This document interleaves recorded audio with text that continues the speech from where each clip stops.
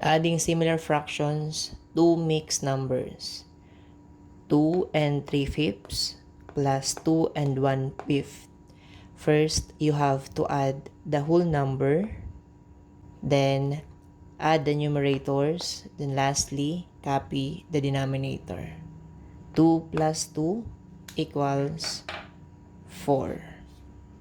3 plus 1 equals 4. Copy the denominator, 5. 3 and 4/7 plus 5 and 2/7. First, you have to add the whole number. 3 plus 5 is 8. Second, you have to add the numerators. 4 plus 2 is 6.